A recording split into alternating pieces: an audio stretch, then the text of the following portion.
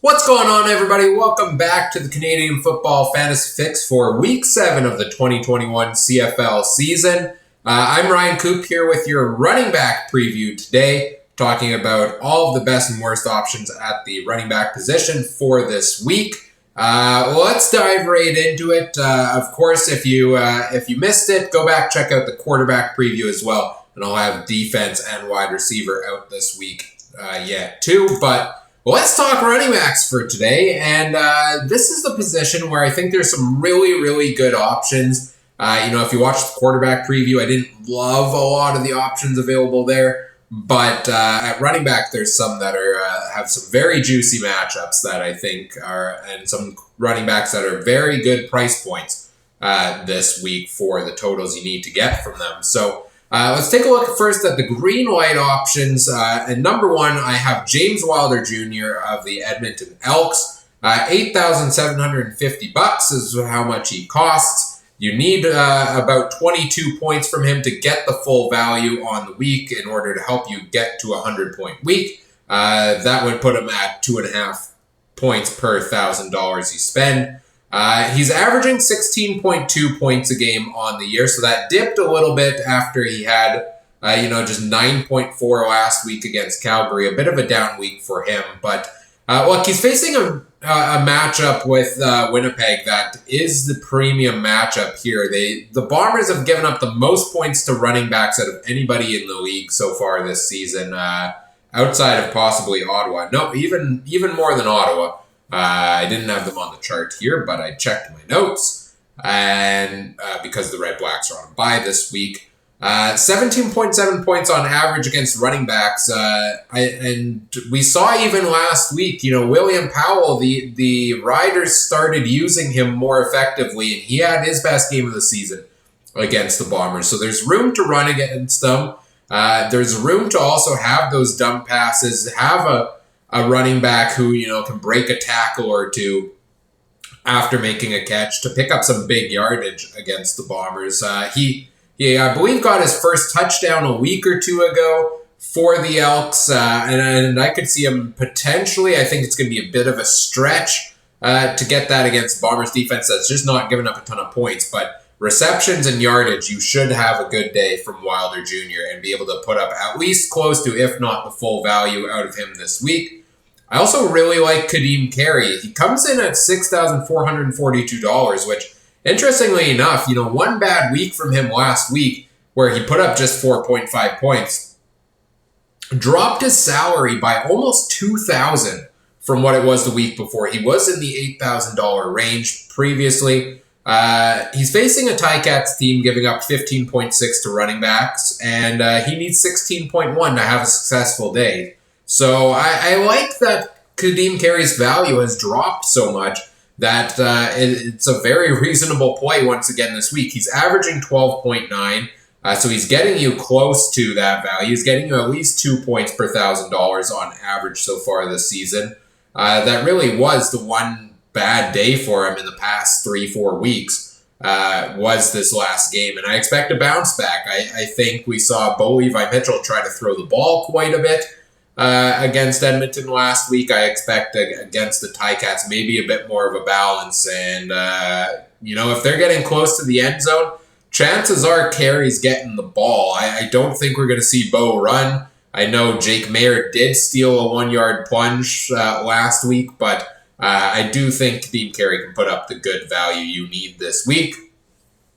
I also like Sean Thomas Erlington at his price point, $5,209.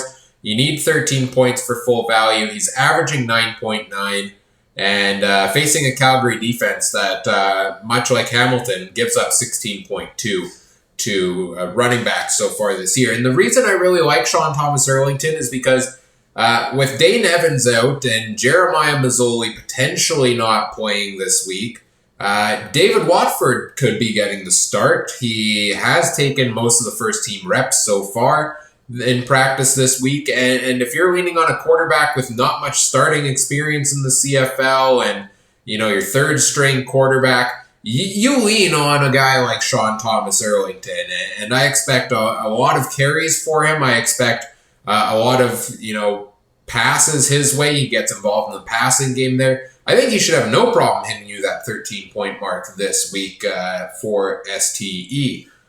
And then looking at the one starter I'm cautious on in the yellow category, yellow light, $5,017. It's Shaq Cooper. Every week I project a breakout for him. In fact, I've had him in the green light category, I think, every single week he's been in the lineup.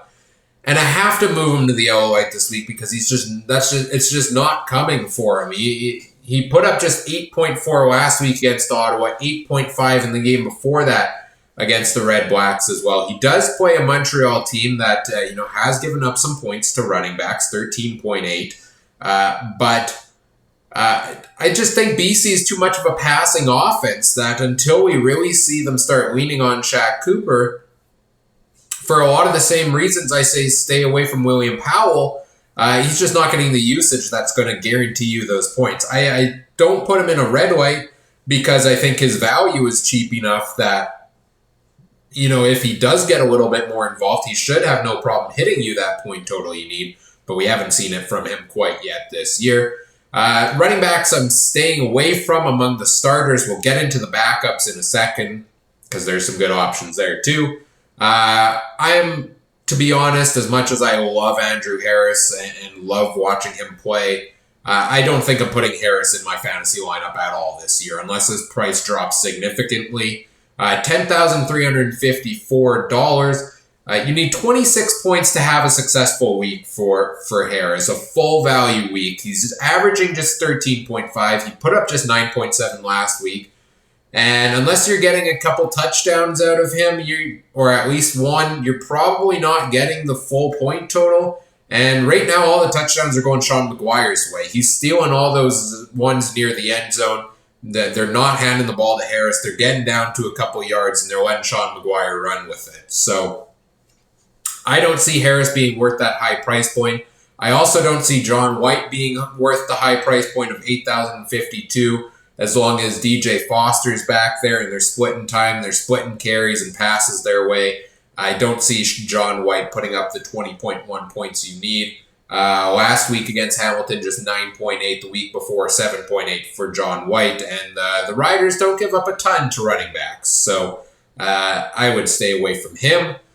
I'm also staying away from William Stanback just because he's not getting the usage there. $7,914. He's had a couple 100-yard rushing games, which has been good to see, but he doesn't get any passes thrown his way, so he's 0 receptions in most games this year for him, maybe 1 or 2, where he'll pick up 1 or 2 catches a game.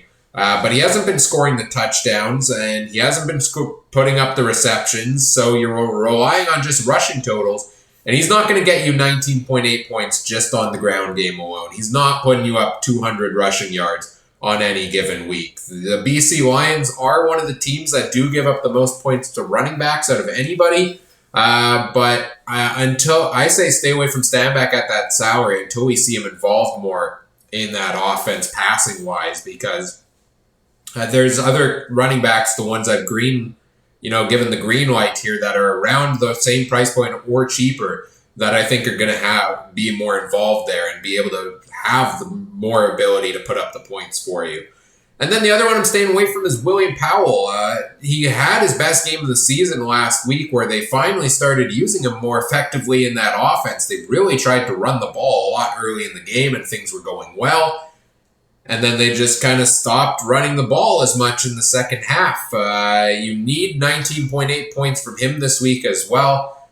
He's facing a Toronto defense that gives up just 9 to running backs, so they've been very good against the run so far, the Argos this season. I don't see Powell getting the usage on any given week that is going to give him the total you need there.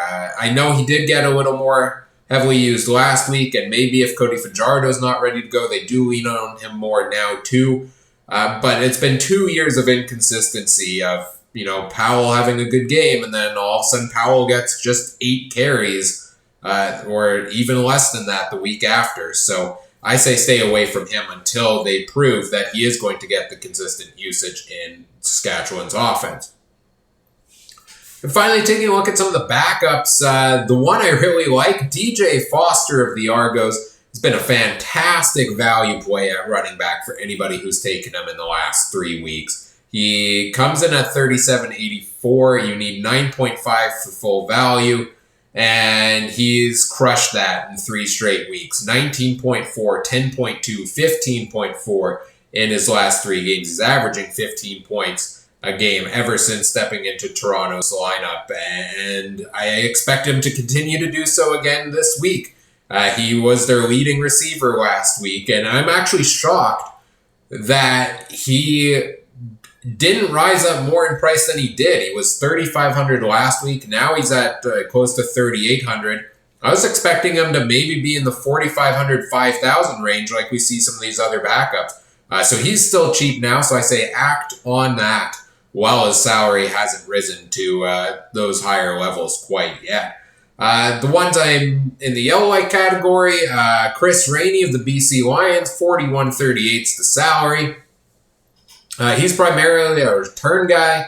He'll get you maybe a couple of reps on offense, which contributes there as well. The only reason I have him as a yellow light, normally I would say stay away because I think it's going to be tough for him to get that point total, is last time out before their bye week, Montreal played Ottawa, and Devontae Dedmon put up 250 return yards against them. Now, Dedmon, in my opinion, is the most explosive returner, or at least one of them, in the CFL. So I think some of that is to his credit, but some of that is also potentially, there's room to return the ball against the Alouettes. So I think that could be an interesting cheaper play there for you.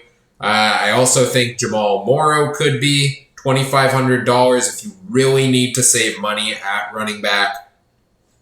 He's averaged 5.4 in 2 games for them against the Bombers. 5 in 1 week, 5.7 in the other. So he's getting you close to that pretty low point total you need to get full value out of him. That's why I have him in the yellow light category. He's not going to break you a huge week, but he could cover the value if you need a cheaper running back. Then also staying away from Don Jackson. If he is back in the lineup as a backup, I don't think he's getting the usage. Sean Thomas Erlington should get the bulk of it. And so Jackson will not get enough usage, in my opinion, to put you up 14.5 or anything close to it. Terry Williams for the Elks, he missed last game.